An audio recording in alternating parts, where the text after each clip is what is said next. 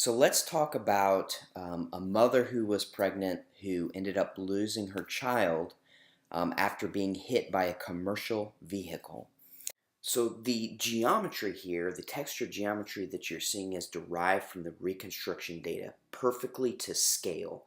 And the dark blue car there, right in the middle, right in the circle, is the plaintiff, okay?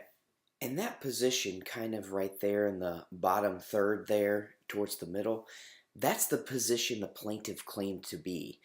If you look, her tire is right there on the drain, and she's not in the middle of the road as the defendant claimed in his testimony that she was right in the middle of that lane there, pulled out in front of her. Instead, we're showing her actually on the drain, responsibly in the median there, not in the middle of the road, per her testimony. And so now we've got to decide, well, which one's true? It's her word versus his word. So the first thing you got to do is make sure that everything's accurate. And so based on the crush data, the car was going 55 miles per hour, and they can determine that from the actual damage on the car, right? And so at 242 feet over 3 seconds, that's about 55 miles per hour. And so we were able to demonstrate this. Now there was wet road conditions, and so there weren't skid marks. And we talked about it's his word versus her word. And so we're able to show the final resting positions of both cars, and so we know where they ended up. We just don't, what the point in question is, where did they get hit? Was it in the middle of the road, or was it on the drain, as the plaintiff said? And the way you can determine that is with the skid marks.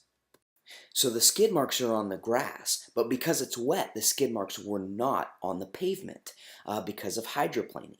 And so we actually took that accident reconstruction photo and meshed it. We meshed it with the animation to show, okay, what is the pattern of the skid marks based on the reconstruction photo, the accident photo. And so you can see the skid marks there. And so remember, the point of impact really determines fault. And so we're trying to show that she was on the drain, and we can do that based on the skid marks. So we show another angle, and this is so fantastic because now you have this skid mark is actually parallel with the road. And so because it's parallel, you can determine that, look, this is farther up. This is actually her tire was on the drain and she got hit in the median, not in the middle of the lane as the defendant said. And so meshing the animation with the reconstruction photos really matched the reconstruction data. It matched the reconstruction photos, the accident photos, and it really shows, hey, wait a second. This defendant, the gray car, the commercial car, got out of his lane. And let's further drive this home. He got out of his lane, wasn't paying attention, and boom. The defendant did not exercise a proper duty of care, while the plaintiff did.